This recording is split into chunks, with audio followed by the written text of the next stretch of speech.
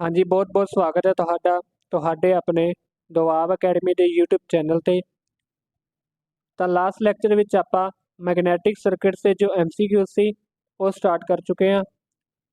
ਤਾਂ ਜਿਨ੍ਹਾਂ ਨੇ ਵੀ ਚੈਨਲ ਨੂੰ ਸਬਸਕ੍ਰਾਈਬ ਨਹੀਂ ਕਰਿਆ ਉਹ ਚੈਨਲ ਨੂੰ ਸਬਸਕ੍ਰਾਈਬ ਕਰ ਲਓ ਤੇ ਨਾਲ ਹੀ ਬੈਲ ਆਈਕਨ ਨੂੰ ਵੀ ਪ੍ਰੈਸ ਕਰ ਲਿਓ, ਕਿਉਂਕਿ ਆਪਣੇ ਚੈਨਲ ਦੇ ਜੋ ਡੇਲੀ ਵੀਡੀਓਜ਼ ਦੇ ਅਪਡੇਟਸ ਨੇ ਤੁਹਾਡੇ ਤੱਕ ਪਹੁੰਚ ਸਕਣ। ਤਾਂ ਸਟਾਰਟ ਆਪਾਂ ਕਰਦੇ ਹਾਂ ਫਸਟ ਕੁਐਸਚਨ ਤੋਂ। क्वेश्चन है अपना टेस्ला बराबर। तो इन ऑप्शन विचों टेस्ला किस दे बराबर है? तो ऑप्शन ने अपने को वैबर बटा मीटर स्केयर, फैरड बटा मीटर या हैनरी बटा मीटर स्केयर। तो इन्हां विचों टेस्ला किस दे बराबर है? तो पहली गल जो टेस्ला है, ठीक है, टेस्ला किस दी यूनिट है? फ्लक्स डेंसिटी दी, फ्लक्स डेंसिटी दी, ठीक है। फ्लक्स डेंसिटी जिन्होंने आप लिखते हैं बी नाल। तो टेस्ला फ्लक्स डेंसिटी यूनिट है, तो फ्लक्स डेंसिटी आप लिखते हैं बी इज इक्वल टू 5 बटा ए, ठीक है, अपनी टोटल फ्लक्स पर एरिया। तो जो आप इतने फ्लक्स यूनिट करते हैं, फ्लक्स यूनिट अपने को की होगी वैबर, तो एरिया की यूनिट की होगी मीटर स्केयर, ठीक है। तो इतों अपने को फ्लक्स डेंसिटी की जो यूनिट बन गई वो की बनी वैबर बटा मीटर स्केयर। तो वैबर बटा मीटर स्केयर तो टेस्ला दोनों ही फ्लक्स डेंसिटी के इक्वल है। तो इतने इनका राइट आंसर हो जाएगा वैबर बटा मीटर स्केयर, ठीक है, क्योंकि दोनों ही जो ने वो फ्लक्स डेंसिटी यूनिट है, टेस्ला भी तो वैबर बटा मीटर स्केयर भी। सैकेंड क्वेश्चन है अपना करंट लिजा रही कोयल काम करती है। तो जेकर कोई करंट जेकर कोई कोयल जिस विच करंट फ्लो हो रहा है तो वह किस तरह का काम करेगी? ऑप्शन है अपने को इलैक्ट्रिक पोल, डायनमो, मैगनेट या फिर मोटर। तो क्वेश्चन में उन्होंने पूछा है कि कोई कोयल है जिस विच करंट फ्लो हो रहा है, तो ये कोयल किस तरह का काम करेगी? तो देखो, जेकर इस विच करंट फ्लो हो रहा है तो इसके आले दुआले की बनेगी? मैगनैटिक फील्ड बनेगी, ठीक है। जो किसी कोयल में करंट फ्लो होता तो उनके आले दुआले मैगनैटिक फील्ड बनती है। तो ये किस तरह का काम करेगी? मैगनेट का, ठीक है, क्योंकि इनके आले दुआले की है मैगनैटिक फील्ड बन रही है जो इस विच करंट फ्लो हो रहा है। तो ये किस का काम करेगी? मैगनेट का काम करेगी। नैक्सट है अपना परमेएबिलिटी के उल्ट मन्निया जाता है। तो परमेएबिलिटी के उल्ट या परमेएबिलिटी के रेसिप्रोकल इन्हां विचों किसनों मन्निया जाता है? ऑप्शन है अपने को ससैप्टेबिलिटी, रिलैक्टिविटी, रिलैक्टेंस या परमेएंस। तो इन्हां विचों किसनों परमेएबिलिटी के उल्ट मन्निया जाता है? तो देखो, परमेएबिलिटी पहली गल तो की होंदा है परमेएबिलिटी परमेएबिलिटी जिसनों आप लिखते हैं म्यू नाल, ठीक है। तो जेकर किसी मटीरियल की परमेएबिलिटी ज़्यादा है, ठीक है, जेकर किसी मटीरियल की परमेएबिलिटी ज़्यादा है तो उन्हां विचों जो फ्लक्स लाइनस ने, ठीक है, जो फ्लक्स है वो ज़्यादा ट्रैवल करनगे और ज़्यादा फ्लो करनगे जो उन्हां दी परमेएबिलिटी ज़्यादा होएगी। तो परमेएबिलिटी के जो उल्ट है उसनों मन्निया जाता है रिलैक्टिविटी नूं, ठीक है, रिलैक्टिविटी। परमेएबिलिटी के उल्ट किसनों मन्निया जाता है? रिलैक्टिविटी नूं। जेकर किसी मटीरियल की रिलैक्टिविटी ज़्यादा है, ठीक है, रिलैक्टिविटी, जेकर किसी मटीरियल की रिलैक्टिविटी ज़्यादा है तो उस विच जो फ्लक्स ट्रैवल होएगी, फ्लक्स अपनी लंघेगी वो घट लंघेगी, ठीक है। तो जेकर परमेएबिलिटी ज़्यादा है तो ज़्यादा चंगा मैगनैटिक मटीरियल है, जेकर उसकी रिलैक्टिविटी ज़्यादा है तो उन्ना ही माड़ा मैगनैटिक मटीरियल है, ठीक है। उस बाद जो रिलैक्टेंस है, रिलैक्टेंस के उल्ट किसनों मन्निया जाता है? परमेएंस नूं, परमेएंस, ठीक है। रिलैक्टेंस के उल्ट अपना परमेएंस है तो परमेएंस के उल्ट की हो जाएगा फिर रिलैक्टेंस हो जाएगा। तो उवें ही परमेएबिलिटी के उल्ट किसनों मन्निया जाता है? रिलैक्टिविटी नूं। फोर्थ क्वेश्चन है अपना सख्त चुंबकी पदार्थ यानी कि हार्ड मैगनैटिक मटीरियल वरते जाते हैं। तो हार्ड मैगनैटिक मटीरियल किस लिए वरते जाते हैं? ऑप्शन है अपने को permanent magnet, temporary magnet, conductor या फिर इंसुलेटर। तो जो अपने हार्ड मैगनैटिक मटीरियल होंगे ने वो किस लिए वरते जाते हैं? परमानेंट मैगनेट लिए, ठीक है। देखो जो हार्ड मैग्नेटिक मटेरियल ने आपके हार्ड मैग्नेटिक मटीरियल्स, इन्हां दी जो रिटेंटिविटी हुंदी है, रिटेंटिविटी हाई हुंदी है। ठीक है, रिटेंटिविटी इन्हां दी हाई हुंदी है, तो रिटेंटिविटी हाई होने नाल ये परमानेंट मैगनेट बनाने लई एकदम परफेक्ट हुंदे ने। ठीक है, जेकर इन्हां दी रिटेंटिविटी ज़्यादा है तो ये परमानेंट मैगनेट बनाने लई सब तो बेस्ट हुंदे हैं। इसलिए हार्ड मैग्नेटिक मटीरियल ने जो वो परमानेंट मैगनेट बनाने लई ज़्यादा वरते जाते हैं। चुंबकी सर्किट विच ओम नियम वरत्या जा सकता है, तो मैगनैटिक सर्किट विच ओम नियम आपां कदों वरत सकते हैं?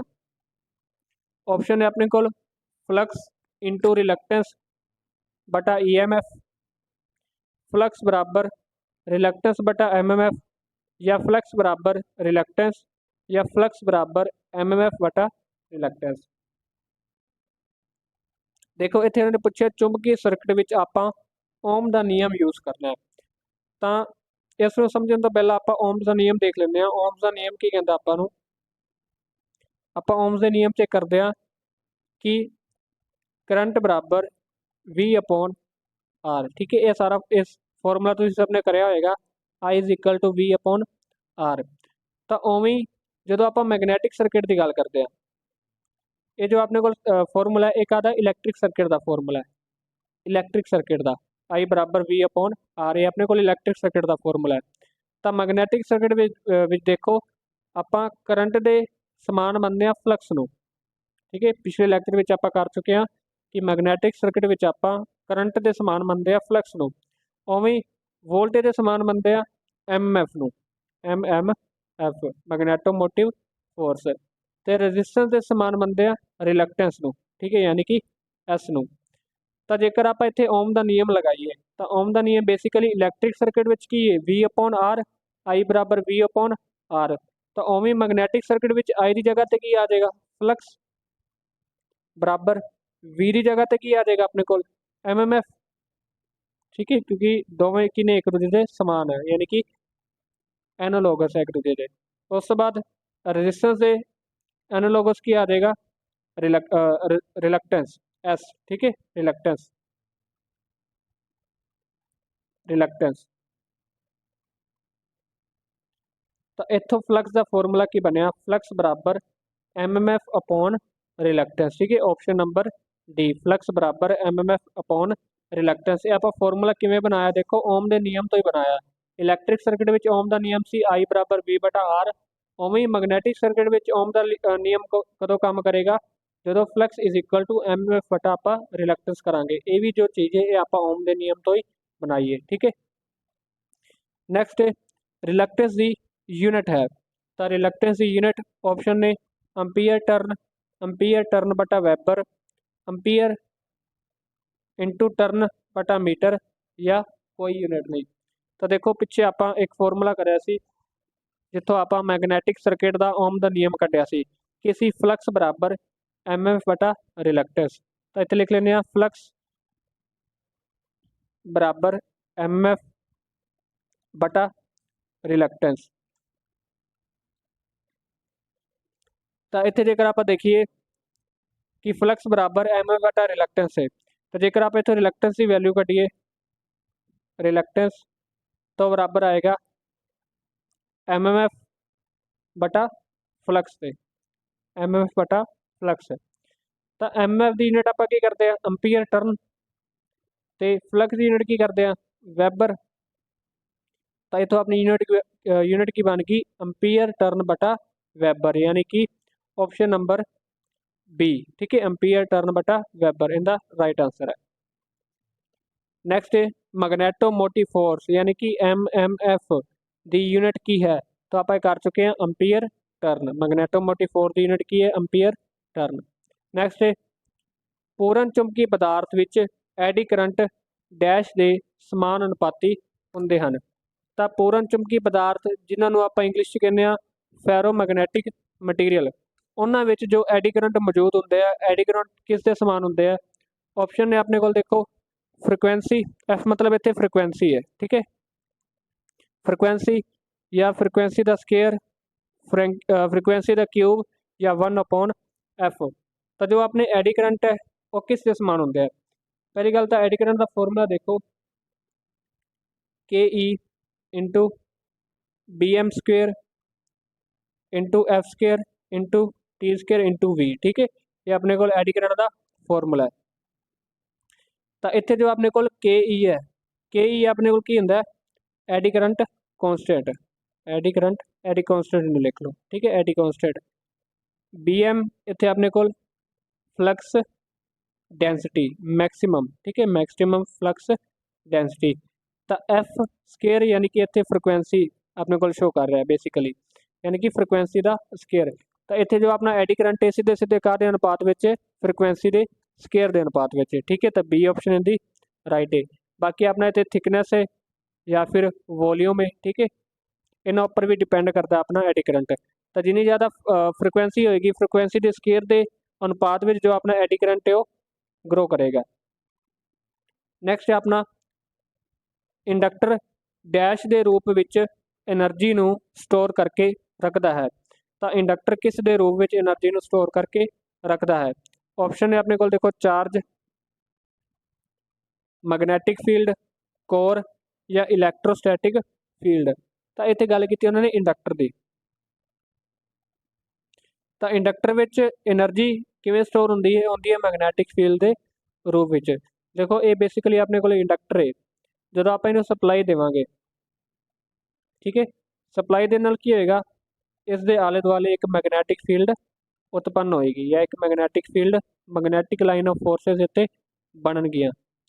तो ये जो मैग्नैटिक लाइन ऑफ फोर्सेस ने ये इनके आले दुआले उन्नी देर ही रहनगियां ਜਦੋਂ तक आप इत्थे करंट फ्लो करावांगे या सप्लाई आप इत्थे ऑन रखांगे। जिवें अपनी सप्लाई बंद होएगी, ये जिहड़ी मैग्नैटिक लाइन से ये की हो जाणगियां, डिस्चार्ज हो जाणगियां। डिस्चार्ज होने का मतलब भी ये कट हो जाणगियां। ठीक है, कदों? जो आप इत्थे सप्लाई नू कट करांगे। तो यानी कि जो इंडक्टर है, जो इस विच करंट फ्लो होंदा है, तो एक हिसाब नाल ये एनर्जी नू स्टोर करता पिया। किस रूप में स्टोर करता पिया? मैग्नैटिक मैग्नैटिक फील्ड के रूप में। ठीक है, मैग्नैटिक फील्ड के रूप में एनर्जी नू स्टोर कर रहा है।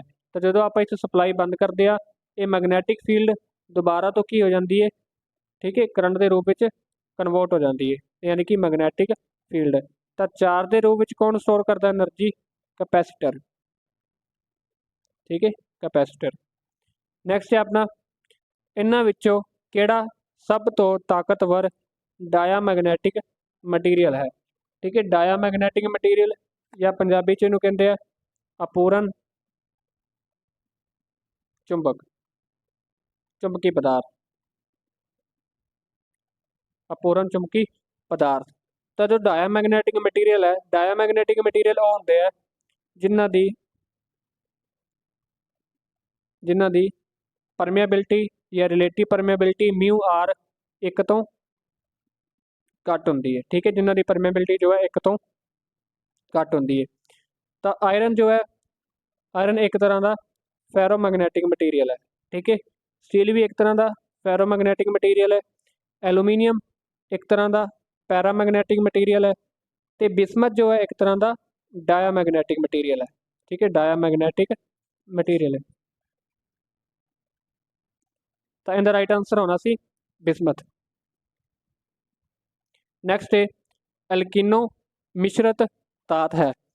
तो एल्किनो किस दी मिश्रत धात है? ऑप्शन है अपने को आयरन और एलूमीनियम, एलूमीनियम और निकल, आयरन कोबाल्ट निकल या एलूमीनियम निकल आयरन या फिर कोबाल्ट। तो एल्किनो इन्हां विचों किस दी मिश्रत धात है? तो वह है एलूमीनियम भी, निकल भी, आयरन भी ते कोबाल्ट भी। ठीक है, तो देखो जो एल्किनो मटीरियल है अपना, एल्किनो ये बेसिकली अपना एक फेरोमैगनैटिक मटीरियल होता है। फेरोमैगन ते नाल ही इसका आप यूज़ कित्थे करते हैं? परमानेंट मैगनेट बनाने लई, परमानेंट मैगनेट बनाने लई। तो ये गल तुसीं याद रखनी है कि जो एल्किनो है एक तो फेरोमैगनैटिक मटीरियल है, दूसरा इनका यूज़ आप कित्थे करते हैं? परमानेंट मैगनेट बनाने लई। तो ये बनता कित्थों है? एलूमीनियम तो, निकल तो, आयरन ते कोबाल्ट दे मिश्रत तो। ਨੈਕਸਟ ਹੈ ਆਪਣਾ ਇਹਨਾਂ ਵਿੱਚੋਂ ਕਿਹੜਾ ਇੱਕ ਡਾਇਆਮੈਗਨੈਟਿਕ ਪਦਾਰਥ ਹੈ। ਤਾਂ ਫਿਰ ਇਹਨਾਂ ਨੇ ਪੁੱਛਿਆ ਦੇਖੋ ਡਾਇਆਮੈਗਨੈਟਿਕ ਮਟੀਰੀਅਲ, ਤਾਂ ਤਿੰਨ ਤਰ੍ਹਾਂ ਦੇ ਮਟੀਰੀਅਲ ਆਪਾਂ ਕਰ ਚੁੱਕੇ ਹਾਂ, ਫੈਰੋਮੈਗਨੈਟਿਕ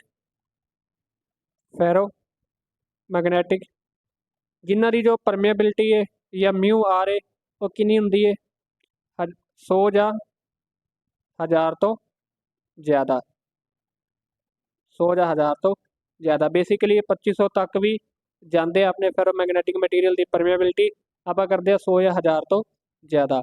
ਉਸ ਤੋਂ ਬਾਅਦ ਆਪਣੇ ਕੋਲ ਆ ਗਏ ਪੈਰਾਮੈਗਨੈਟਿਕ ਮਟੀਰੀਅਲ। ਤਾਂ ਪੈਰਾਮੈਗਨੈਟਿਕ ਮਟੀਰੀਅਲ ਕਿਹੜੇ ਹੁੰਦੇ ਆ ਜਿਨ੍ਹਾਂ ਦੀ ਪਰਮੇਬਿਲਿਟੀ ਜ਼ਿਆਦਾ ਨਹੀਂ ਹੁੰਦੀ ਪਰ ਇੱਕ ਤੋਂ ਜ਼ਿਆਦਾ ਹੁੰਦੀ ਹੈ, ਠੀਕ ਹੈ, ਇੱਕ ਤੋਂ ਜ਼ਿਆਦਾ, ਇੱਕ ਤੋਂ ਕੁਝ ਜ਼ਿਆਦਾ ਹੋਏਗੀ, ਠੀਕ ਹੈ। ਇਹਨਾਂ ਦੀ ਜੋ ਪਰਮੇਬਿਲਿਟੀ ਹੈ 100 ਜਾਂ 1000 ਤੋਂ ਜ਼ਿਆਦਾ ਹੁੰਦੀ ਹੈ, ਯਾਨੀ ਕਿ ਕਾफ़ी ਜ਼ਿਆਦਾ ਹਾਈ ਵੈਲਿਊ ਤੱਕ ਹੁੰਦੀ ਹੈ। ਤੇ ਪੈਰਾਮੈਗਨੈਟਿਕ ਮਟੀਰੀਅਲ ਇਹਨਾਂ ਦੀ ਪਰਮੇਬਿਲਿਟੀ ਘੱਟ ਹੁੰਦੀ ਹੈ, ਇੱਕ ਤੋਂ ਥੋੜੀ ਜੀ ਜ਼ਿਆਦਾ ਆਪਾਂ ਮੰਨਦੇ ਹਾਂ। ਉਸ ਤੋਂ ਬਾਅਦ ਆ ਗਏ ਡਾਇਆਮੈਗਨੈਟਿਕ ਮਟੀਰੀਅਲ। ਤਾਂ ਡਾਇਆਮੈਗਨੈਟਿਕ ਮਟੀਰੀਅਲ ਉਹ ਹੁੰਦੇ ਆ ਜਿਨ੍ਹਾਂ ਦੀ ਜੋ ਪਰਮੇਬਿਲਿਟੀ ਹੈ ਜਾਂ ਮਿਊ ਆਰ ਹੈ ਉਹ ਕਿੰਨੀ ਹੁੰਦੀ ਹੈ, ਇੱਕ ਤੋਂ ਘੱਟ ਹੁੰਦੀ ਹੈ, ਠੀਕ ਹੈ, ਇੱਕ ਤੋਂ ਘੱਟ ਹੁੰਦੀ ਹੈ। ਤਾਂ ਫੈਰੋਮੈਗਨੈਟਿਕ ਮਟੀਰੀਅਲ ਜਿਨ੍ਹਾਂ ਦੀ ਪਰਮੇਬਿਲਿਟੀ 100 ਜਾਂ 1000 ਤੋਂ ਜ਼ਿਆਦਾ ਹੁੰਦੀ ਹੈ, ਕਿਹੜੇ ਕਿਹੜੇ ਮਟੀਰੀਅਲ ਹੁੰਦੇ ਆ ਉਹ ਲੋਹਾ, ਨਿਕਲ ਤੇ ਕੋਬਾਲਟ, ਠੀਕ ਹੈ। ਇਹ ਆਪਣੇ ਕੋਲ ਬੇਸਿਕ ਐਗਜ਼ਾਮਪਲ ਨੇ ਫੈਰੋਮੈਗਨੈਟਿਕ ਮਟੀਰੀਅਲ ਦੀਆਂ। ਮੇਨ ਐਗਜ਼ਾਮਪਲ ਨੇ ਲੋਹਾ, ਨਿਕਲ ਤੇ ਕੋਬਾਲਟ। ਪੈਰਾਮੈਗਨੈਟਿਕ ਮਟੀਰੀਅਲ ਜਿਵੇਂ ਕਿ ਆਕਸੀਜਨ, ਠੀਕ ਹੈ, ਟਾਈਟੇਨੀਅਮ ਜਾਂ ਆਇਰਨ ਆਕਸਾइड, ये सारे मटीरियल किहड़े है पैरामैगनैटिक मटीरियल है जिन्हां दी जो परमेबिलिटी है एक तो थोड़ी जी ज़्यादा होंदी है। फिर अपने को आ गए डायमैगनैटिक मटीरियल जिमें कि बिस्मथ, कार्बन, ठीक है, लेड हो गया, वाटर, ये सारे मटीरियल किहड़े है डायमैगनैटिक मटीरियल है। तो इन्हां विचों किहड़ा देखो डायमैगनैटिक मटीरियल है वो है अपना लेड जो है एक डायमैगनैटिक मटीरियल है। एलूमीनियम अपना पैरामैगनैटिक में आता है, ऑक्सीजन भी पैरामैगनैटिक, निकल फैरोमैगनैटिक, ठीक है। ये चीज़ां तुसीं याद रखनी है भी किहड़ा मटीरियल किहड़ी कैटेगरी में आता है। लेड एक डायमैगनैटिक मटीरियल है। नैक्सट है फैरोमैगनैटिक पदार्थ की उदाहरण है। तो फिर इत्थे पुछी इन्होंने फैरोमैगनैटिक मटीरियल की उदाहरण, ऑप्शन है अपने को मैगनीज, निकल, एलूमीनियम या फिर कॉपर। तो पिछे आप कर चुके हैं कि फैरोमैगनैटिक मटीरियल किहड़े किहड़े होंदे आ, देखो लोहा, निकल ते कोबाल्ट। तो इत्थे यानी कि निकल जो है एक फैरोमैगनैटिक मटीरियल है। नैक्सट है पानी डैश पदार्थ है। तो पानी किहड़ा पदार्थ है, नॉन मैगनैटिक, फैरोमैगनैटिक, डायमैगनैटिक या पैरामैगनैटिक। तो देखो नॉन मैगनैटिक नाम की कोई चीज़ नहीं होंगी, ठीक है, नॉन मैगनैटिक इत्थे गलत है। फैरोमैगनैटिक, डायमैगनैटिक ते पैरामैगनैटिक, इन्हां विचों पानी किहड़ी कैटेगरी में आता है, वो आता है डायमैगनैटिक, ठीक है, डायमैगनैटिक। पिछे आप कर चुके हैं, तुसीं नोट कर सकते हो, उहदे आपां वाटर भी लिखिया सी। तो डायमैगनैटिक मटीरियल विच भी पानी मौजूद होंदा है, ठीक है, यानी कि पानी इस कैटेगरी में आता है। नैक्सट है चुंबकी पदार्थ अपनी चुंबकशीलता नष्ट कर दिंदा है जदों इसनूं, तो जिहड़ा मैगनैटिक मटीरियल ने वो अपनी मैगनैटिक फील्ड कदों खत्म करता है। ऑप्शन ए है इंसुलेशन तेल विच डुबाया जाता है उदों, या लोहे के पदार्थ के नेड़े लियाया जाता है, या बहुत ज़्यादा गर्म किया जाता है, या फिर यह सारे। इनका राइट आंसर की होएगा, यह सारे नहीं होएगा, ठीक है। इनका राइट आंसर होएगा बहुत ज़्यादा गर्म किया जाता है। तो जेकर कोई मैगनेट है, तुसीं मैगनेट को काफ़ी हाई टैंपरेचर पर गर्म करते हो, तो उस नाल उनकी जो मैगनेटिज्म है या चुंबकी शक्ति है वो की हो जाती, घटनी शुरू हो जाती है, या उन्होंने खत्म भी हो सकती है, ठीक है। लोहे के पदार्थ के नेड़े रखने नाल मैगनैटिक मटीरियल की जो मैगनेटिज्म है या चुंबकशीलता शक्ति है वो खत्म नहीं होएगी, या इंसुलेशन तेल में डुबान नाल भी उनकी मैगनैटिक मटीरियल की जो स्ट्रेंथ है उनके उपर असर नहीं होएगा। तो जो आप मैगनैटिक मटीरियल को गर्म करांगे तो गर्म करने नाल उनकी मैगनेटिज्म पर असर पएगा। तो अज की क्लास लिए बस इन्ना ही, बाकी आप मिलते हैं नैक्सट लैक्चर में।